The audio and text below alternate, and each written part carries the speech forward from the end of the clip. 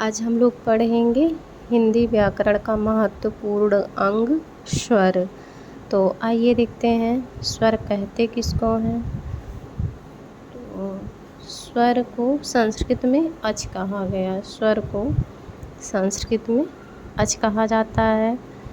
अब देखते हैं जो ध्वनियाँ बिना किसी सहायता से बोली जाती हैं उन्हें स्वर कहा जाता है। तो इसकी परिभाषा होगी जो ध्वनियाँ बिना किसी सहायता से बोली जाती हैं उन्हें स्वर कहते हैं। अब देखते हैं स्वरों की संख्या कितनी होती है। तो स्वरों की संख्या 11 होती है और मात्रा पूछा जाए तो 10 होती है। मात्राएं 10 होती हैं और संख्या स्वरों की 11 होगी। तो इस पर प्रश्न बन चुका है।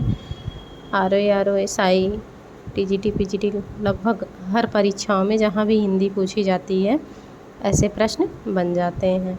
स्वरों की संख्या कितनी? तो 11। स्वरों में मात्राएं कितनी होती हैं? मात्राओं की संख्या तो 10।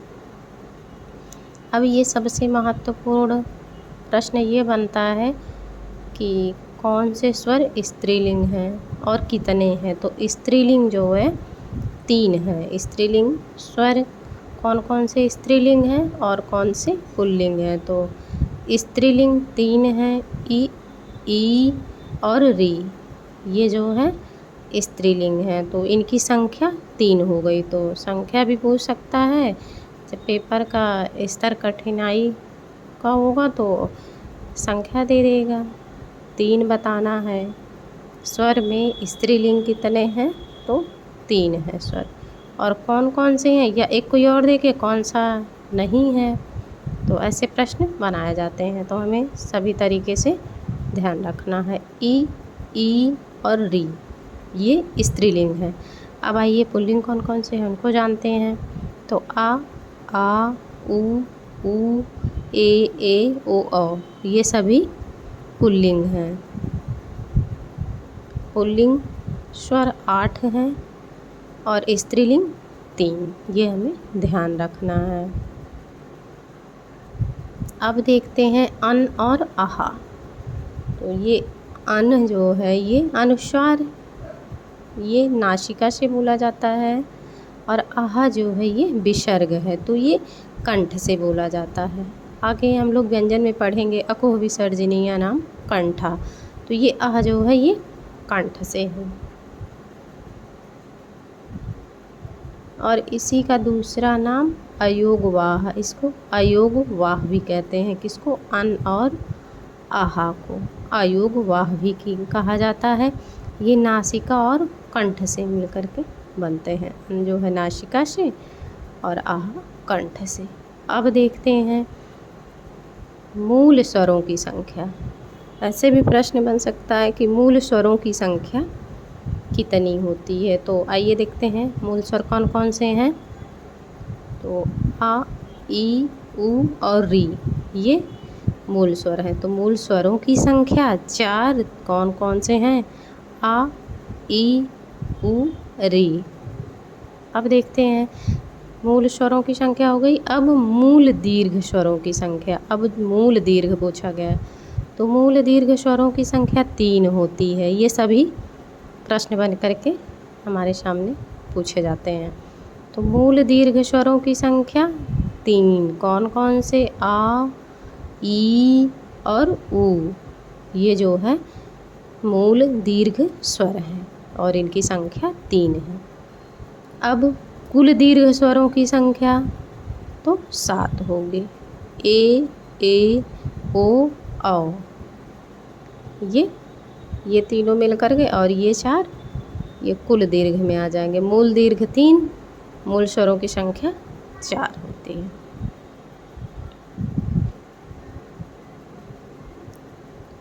आइए देखते हैं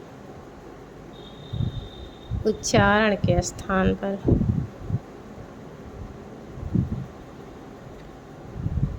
तो उच्चारण के स्थान पर आइए देखते हैं। उच्चारण के के आधार पर, उच्चारण स्थान के आधार पर इसको कितने भागों में बांटा गया? तो ये 6 भागों में। ये भी प्रश्न है, उच्चारण स्थान के आधार पर स्वरों को कितने भागों में बांटा गया है? तो इसका सीधा सीधा आंसर होगा 6 भागों में।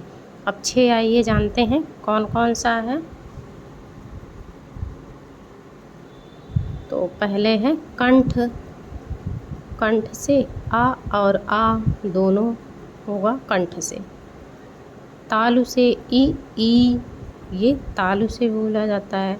मूर्धा से री है, और दंत से कोई भी स्वर का उच्चारण नहीं होता, ये हमें ध्यान देना है। ऐसे भी प्रश्न बन सकता है कि किस स्थान से स्वरों का उच्चारण नहीं होता है, तो उसमें कंठ रहेगा, मूर्धा रहेगा, कंठ तालु भी दे देगा, 3 ऐसे कोई बना देगा, और एक दंत भी रहेगा, तो यही दंत नहीं होगा। तो कंठ से आ और तालु से ई, मूर्धा से री, दंत से कोई स्वर नहीं बोला जाता, ओष्ठ से उ बोला जाता है। कंठ और तालु से देखिए, अब जो यहाँ हम लोग देखे थे मूल स्वरों की संख्या, ये मूल स्वरों की संख्या, तो ये देखते हैं कि ये आ जो कुल दीर्घ में था ए, ये बना कैसे है? तो आ प्लस ई से ये मिल कर के ए और ए बना है, और इसका उच्चारण, आ का उच्चारण कंठ होता है, तो आ, और तालु का उच्चारण ई जो है वो तालु से उच्चारण होता है इसका, और दोनों मिल कर के ए और ए बनाते हैं, दोनों से मिल कर के, इसीलिए इनको मूल स्वर में नहीं रखा गया है, इन दोनों को, ए और ए को, ये बात हमें ध्यान देना है। अब आगे आता है कंठ ओष्ठ। तो आ जो है ये कंठ से बोला जाता है, और उ हम लोगों ने देखा यहाँ ओष्ठ से बोला गया, तो ये मिल करके दोनों ओ और औ बोल बनता है, इसीलिए इसे मूल स्वरों में नहीं रखा गया है।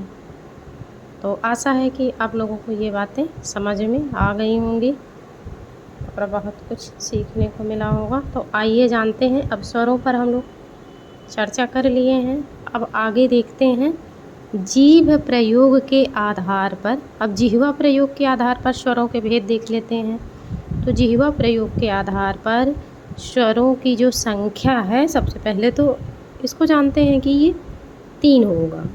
जिह्वा प्रयोग के आधार पर स्वरों की संख्या कितनी? तो 3। अब कौन कौन से इनके नाम जान लेते हैं।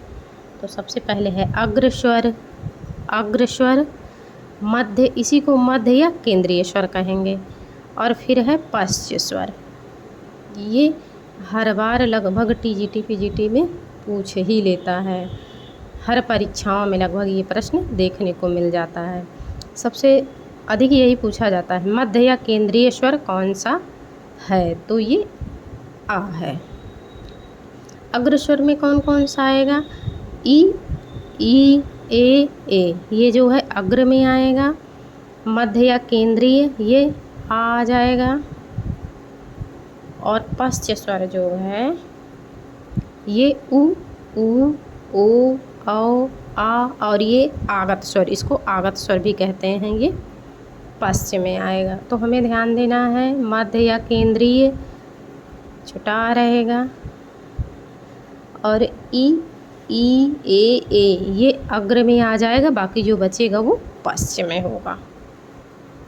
तो आइए देखते हैं आगे। अब हम लोगों ने जिह्वा प्रयोग के बाद देखेंगे ओष्ठ प्रयोग, ओष्ठ या आकृति। तो ये 2 प्रकार के होते हैं। जिह्वा प्रयोग के आधार पर 3 थे, कौन कौन से? अग्र, मध्य और पश्च था। अब हम लोग ओष्ठ प्रयोग के आधार पर देखेंगे, 2 होते हैं, वर्तुल और आवर्तुल। इसी को वृत्तमुखी या आवृत्तमुखी भी कहा जाता है। वर्तुल का अर्थ गोलाकार और आवर्तुल अर्धगोलाकार, जिसमें ओष्ठ आधे गोलाई में होते हैं और इसमें पूरा गोल हो जाता है। तो आइए देखते हैं, उ, ओ, औ, और ये आगत जो है ये सभी वर्तुल में आएंगे, और अर्धवर्तुल में ई, ई और ए। तो हमें ये ध्यान देना है कि जो अग्र स्वर हमारा होगा वही अवर्तुल, अग्र में भी आ है अवर्तुल में भी आ है, तो इसे हम आसानी से ध्यान रख सकते हैं कि जो अग्र, कभी कभी ऐसे भी प्रश्न बन जाता है कौन सा अग्र भी है, अवर्तुल भी है और तालु भी है और कंठ तालु, तो ऐसे मिल के बन जाता है। तो हमें ई और ए ये ध्यान देना है। अब आगे देखते हैं मुखाकृत के आधार पर। तो मुखाकृत के आधार पर देखते हैं तो ये 4 प्रकार के होते हैं, विवृत, अर्धविवृत, संवृत, अर्धसंवृत। अब विवृत का खुला हुआ, अर्धविवृत आधा खुला, संवृत लगभग बंद और अर्धसंवृत जो है ये आधा बंद। तो आइए जानते हैं विवृत। आ जब बोलते हो तो हमारा मुख जो है खुला, पूरा खुला रहता है, तो इसका आ होगा, ए आओ, और ये आगत स्वर ये अर्धवर्तुल में आएगा। संवृत में ई उ ये संवृत है और अर्धसंवृत में ए और ओ है। अब एक बार फिर से देखते हैं, ये हमें हर हाल में ध्यान रखना है क्योंकि ये बार बार परीक्षाओं में देखने को मिला है। जिह्वा प्रयोग के आधार पर यही अग्र, मध्य और पश्च इसी में पूछता है। सबसे अधिक बार मध्य या केंद्रीय पूछा गया है और इसके बाद फिर अग्र स्वर कौन सा नहीं है, ऐसे भी प्रश्न बना है। तो आशा है कि आप लोगों को ये जानकारी अच्छी लगी हो तो आप लोग शेयर, लाइक एंड सब्सक्राइब करिए और अपना अध्ययन करते रहिए।